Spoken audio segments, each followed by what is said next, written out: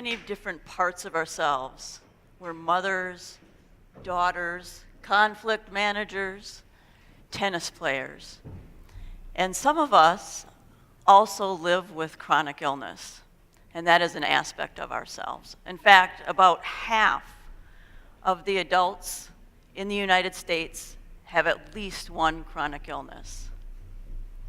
I interviewed about 70 people between 1998 and 2014 who were living with HIV or AIDS. As you may know, HIV and AIDS was a terminal illness before 1996, before the advent of life-extending medications. But after 1996, it's considered a chronic illness. And I wanted to find out, how do people make this disease part of themselves? And after interviewing 70 people, I have a 5-phase process. The first phase is diagnosis. And people, whether they were diagnosed in 1985 or 2005, reacted in 4 ways: shock, fear, denial, or relief. Most people were shocked. In fact, one of the men I interviewed, John, was so shocked that he ended up driving the wrong way down a freeway. Denial tended to last about 6 months to 5 years, and relief was generally experienced by people who thought that they would get the disease. Jeffrey's partner had the disease, and Jeffrey said, when I got diagnosed, the dragon didn't follow me anymore. After this period of emotional reaction, people went into a post-diagnosis turning point, which was generally brought about by support from others and learning more about HIV. The support from others sometimes was really tough love.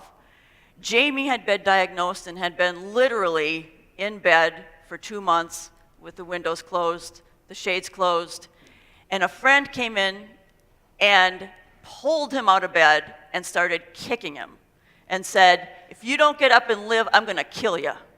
So you better get up and live or you're going to die. And he decided to get up and live and is still living with HIV, with AIDS. And also getting to learn more about HIV and AIDS help people. Now, there's a third stage, immersion, where mostly people that were diagnosed before 1996 experienced this. They became immersed in the HIV and AIDS community, partly because it was such a stigmatized disease, and still is, that they wanted to be around people who were stigmatized and who just saw them for who they were. They became counselors and taught others about HIV and AIDS. They handed out condoms on street corners. They educated everybody. And one person said, I literally became the poster child for HIV and AIDS. The fourth stage was a post-immersion turning point. This happened when life-extending medications came out. And people said, oh, I'm going to live longer with this, and I can do other things besides educate others about HIV and AIDS. Some people joined Overeaters Anonymous. They got back into relationships. They did a variety of things. And so that was their post-immersion turning point. The last stage is integration. And this happened after time passed. Steve's doctor told him, you've got 5 years to live. Steve said, year 6, I was like, okay. I might be able to not make this HIV thing such a big part of who I am and do other things. And it was also, when your health improved, that part of yourself was not as prominent. It receded into the background. But when there was a health scare, it became more prominent. And in fact, Jeffrey said of integration, it's kind of like the story of the 3 pigs. The wolf's knocking at the door. He goes up on the chimney. He comes down the chimney. I cooked him. I ate him.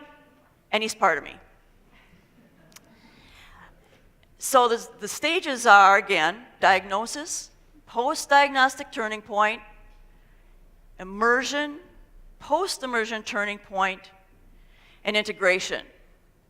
And the reason that we need to know more about this kind of procedure is because a lot of us are living with chronic illness, and if we can help people, especially through those turning points, it will help us all either live with a chronic illness or help another person who is living with it.